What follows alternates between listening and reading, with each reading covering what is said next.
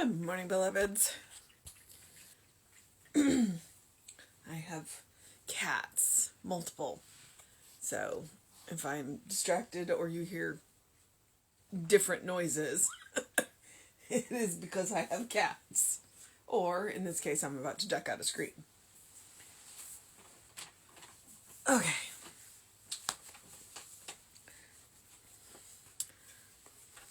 So,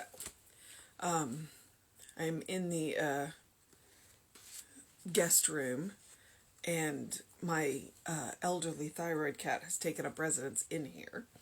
And so every time I come in, he thinks I'm bringing him food. So I did. And he ate just a touch of it, and then the other cats are circling, so I was like, I didn't want them to get up in him. So I put it down on the floor for them. Well, one of them was sitting there's just this kind of triangle of sunlight, and she was sitting so that her face was in the sun. And I was like, I feel that vibe. I'm down with that. All right, it is January 28th. Our title is Today My Heart is Without Fear. I have implicit confidence in the good, the enduring, and the true.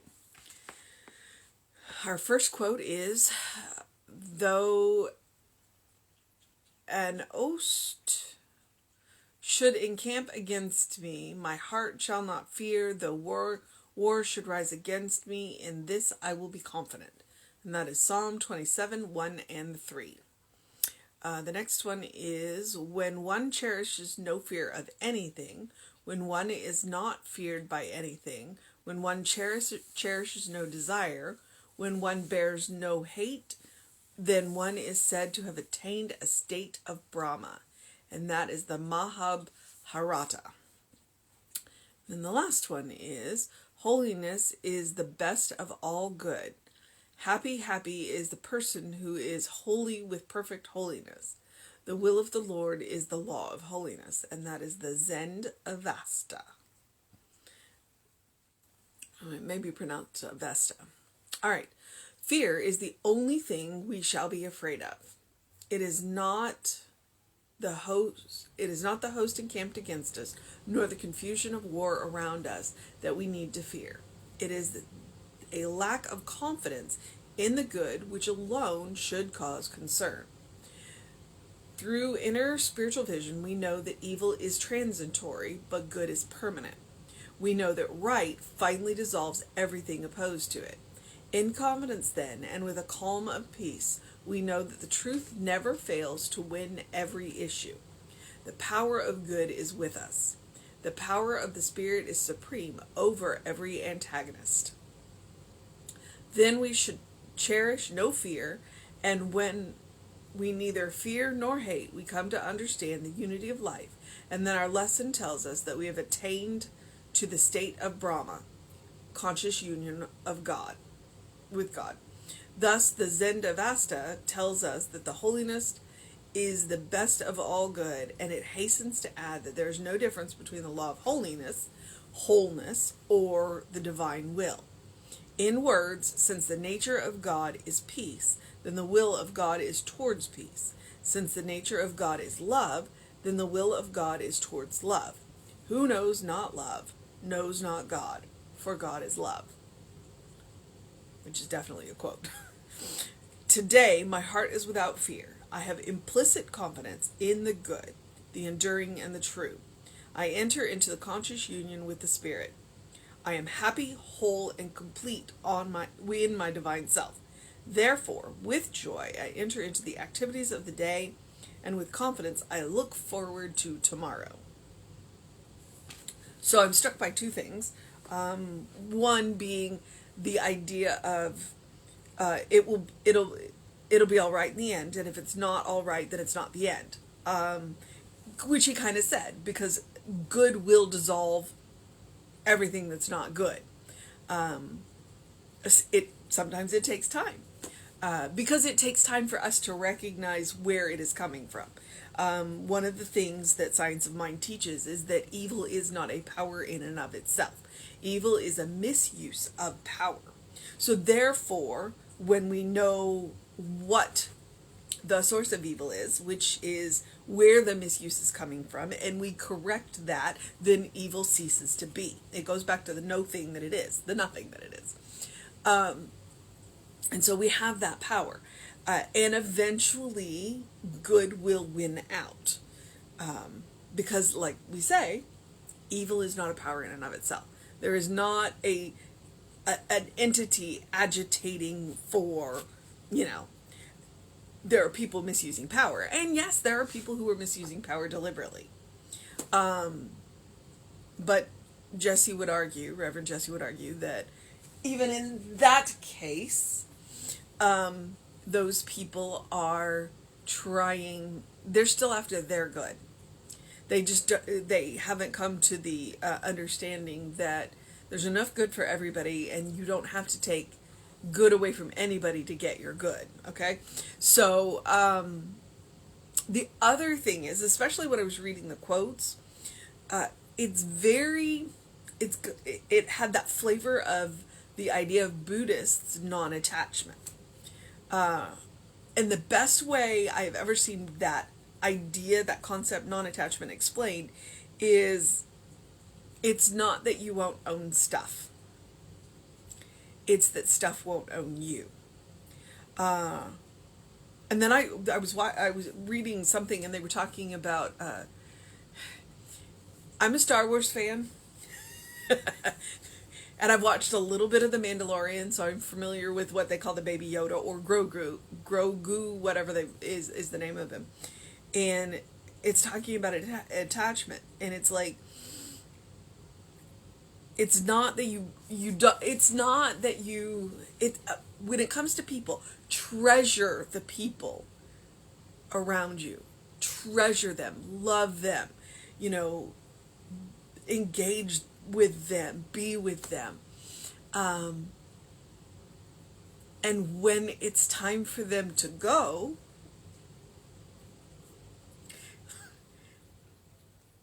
celebrate that they were, but celebrate their return to the Force. Like I said, Star Wars fan, celebrate their return to the divine, celebrate their return to the unity. Treasure them while they're there. Celebrate them while they're there. But celebrate their return to the Force. And yeah, it's hard. Yeah, it hurts. But that's where the attachment is. When you fear to lose things, when you fear to lose people, it changes the way you are with them. It changes how you interact with him.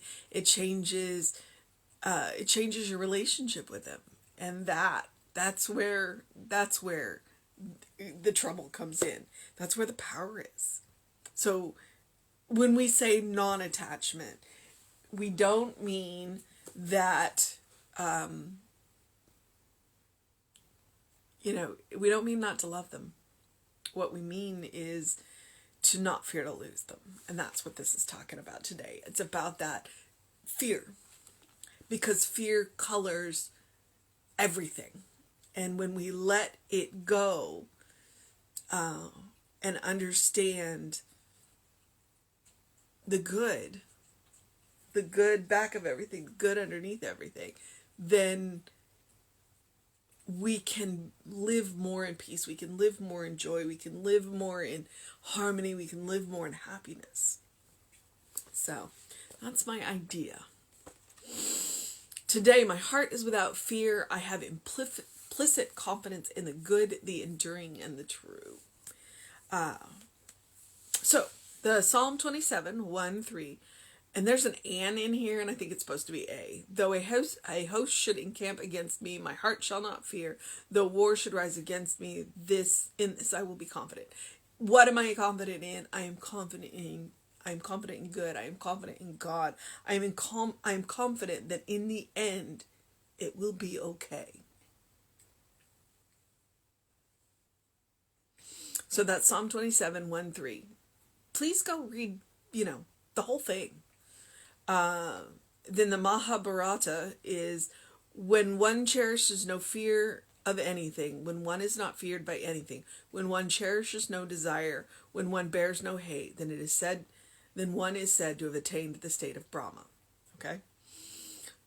And I like how they say cherishes and bears, because sometimes we polish that fear and we put it on a pedestal and shine bright lights on it and let everybody see it. And it serves no one when we are in fear. And fear can. What is it? Will Smith in a movie said, the danger is real. Fear is a choice. And the choices that we make in fear are generally not the best choices. Okay. Holiness is the best of all good. Happy is the person who is holy with perfect holiness. The will of the Lord is the law of holiness. And he explains that one a whole lot better than I do, so I'm going to let him do that. The Zen Avasta.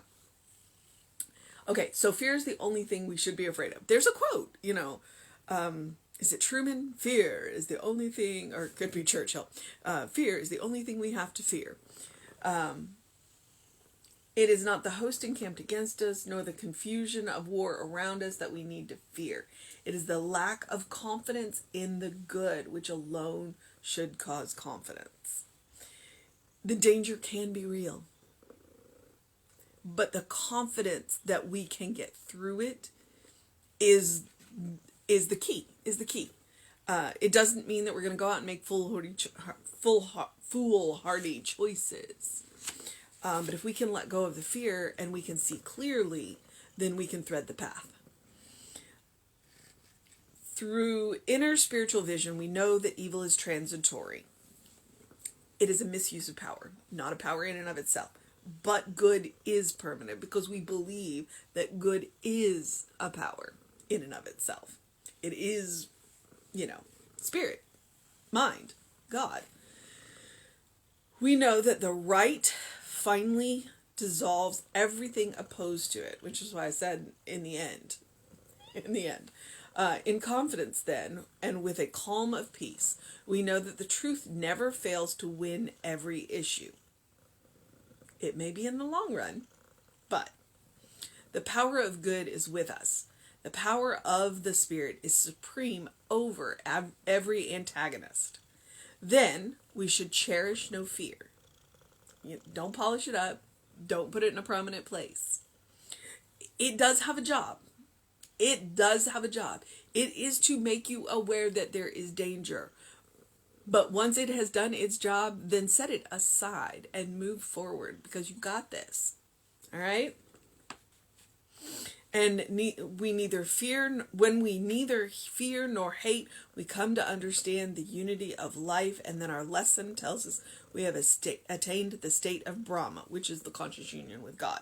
Okay, so when we neither fear nor hate, because when we fear and when we hate, we make other. And when we make other, we are denying the unity of life.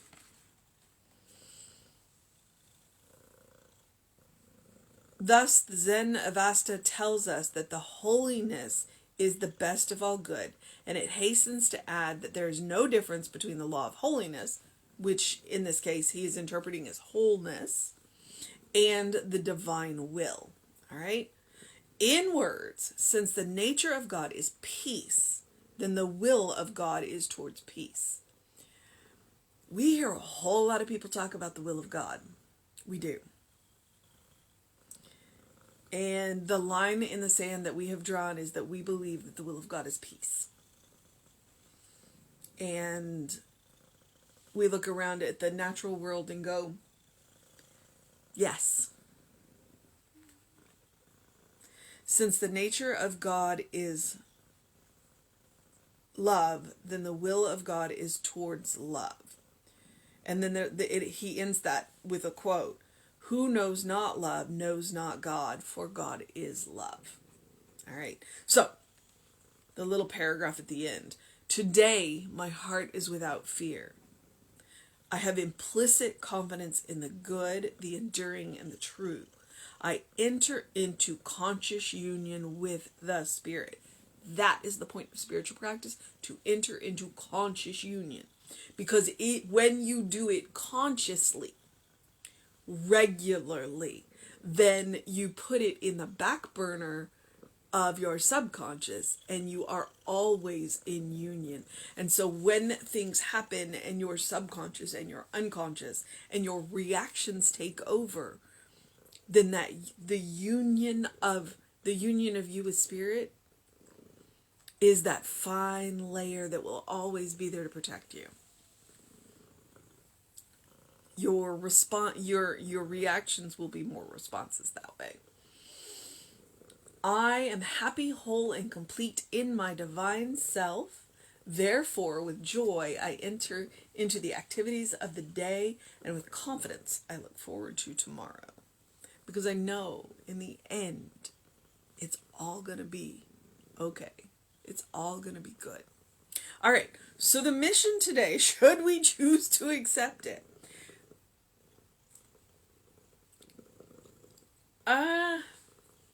And it's the same mission every day.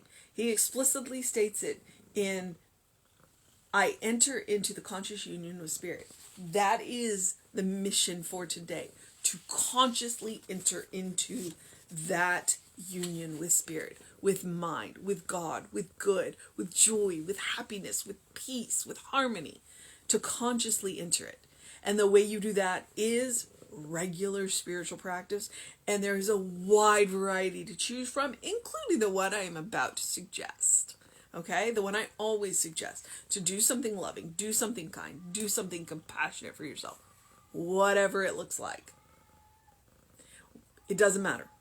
It's big, it's small, it doesn't matter. The point is to do something loving, kind, and compassionate every day for yourself.